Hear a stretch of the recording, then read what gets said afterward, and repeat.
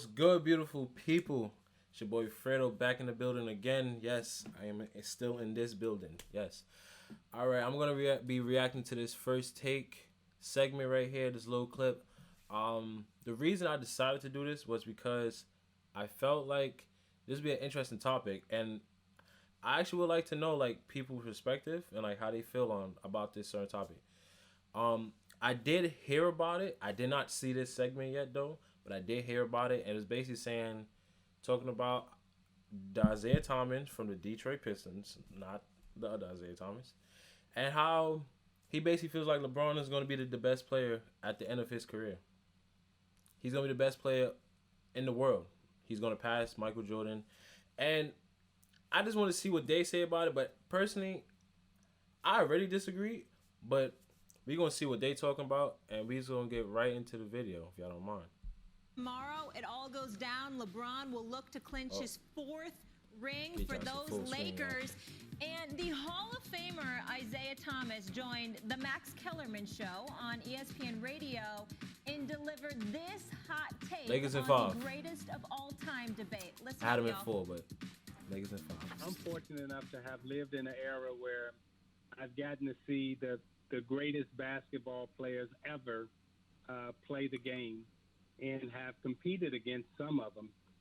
So this is, I'm just happy to be in this era where we've had a chance to view when LeBron James is all said and done. I don't even think there'll be a doubt in terms of who the greatest player to ever play our sport was. He will be it.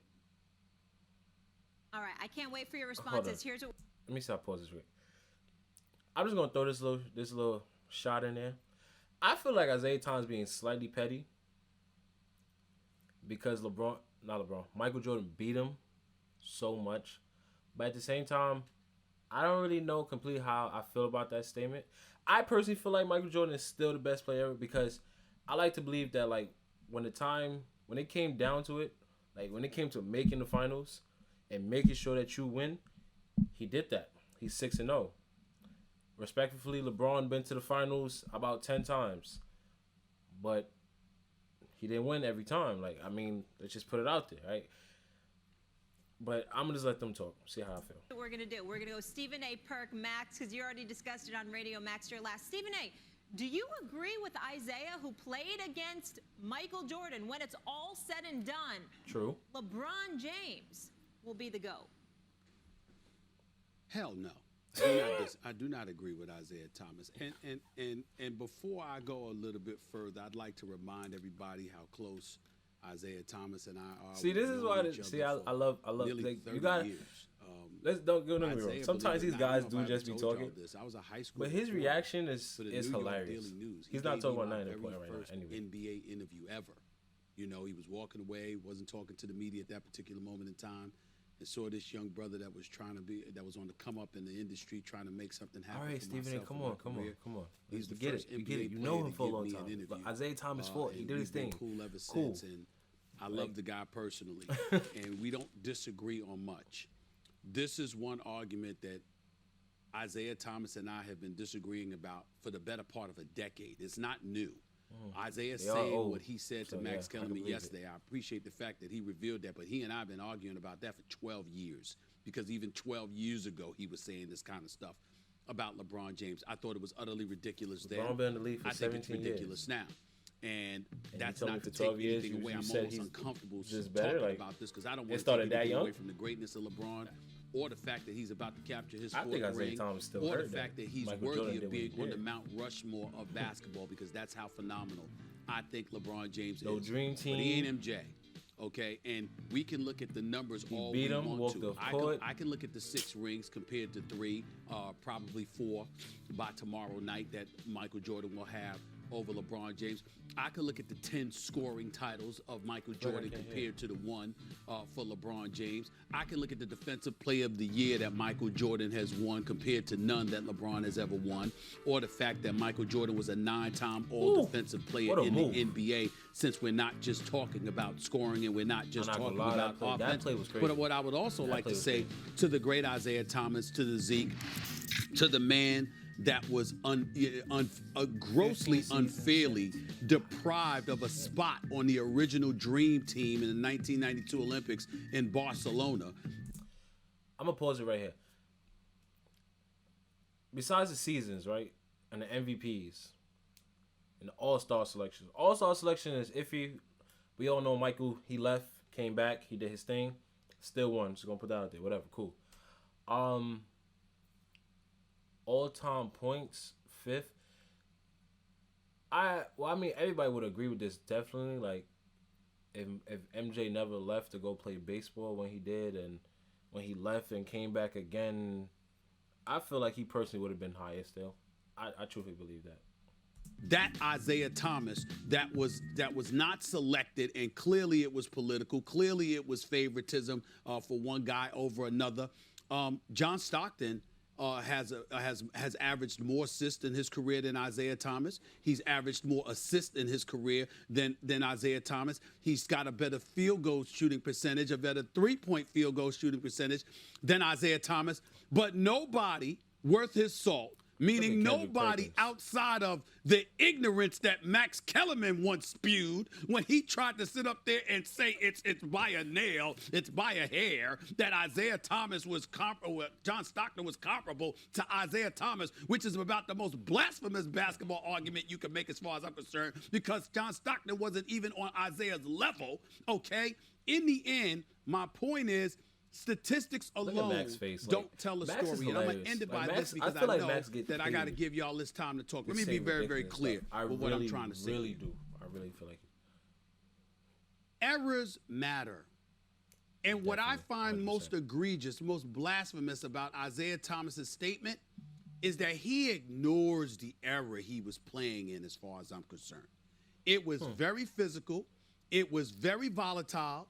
It was an era made for the Kendrick Perkins of the world, for crying out loud. Yes, I'm talking about banging bodies, Jordan rules, people getting assaulted and only get caught for a foul, having a foul called against the person that assaulted them, as opposed to the day where you could get ejected for having bad breath. And LeBron James at 6'9", 260 pounds, is playing in the softest era we have ever seen in NBA basketball. The fact that Isaiah Thomas ignores that is beyond me. Floor is y'all's. Well, Stephen A., you said a lot, and you took up majority of the time, but here it is. Let me tell you where you lied at.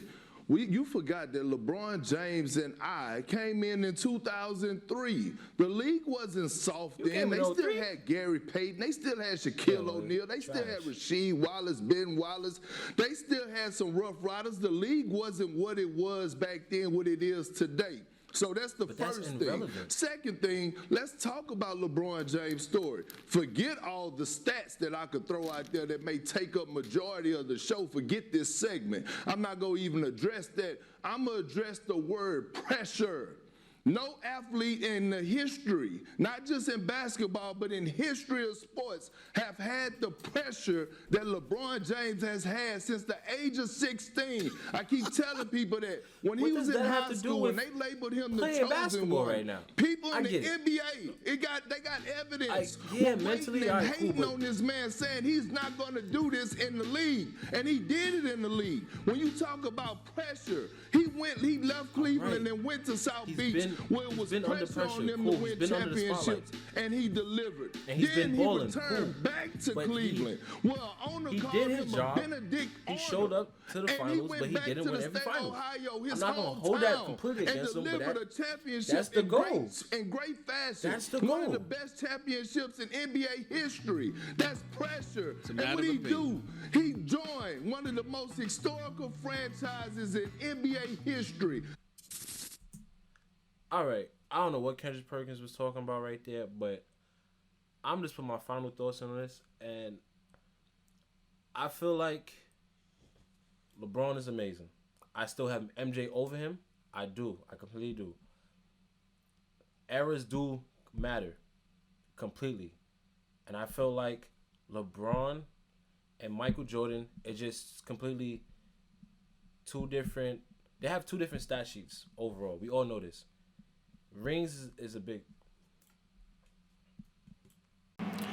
Okay, real quick, just hopping back in. Well, first my camera died. Sorry about that. But just jump back into this. Eras do matter. Eras totally matter.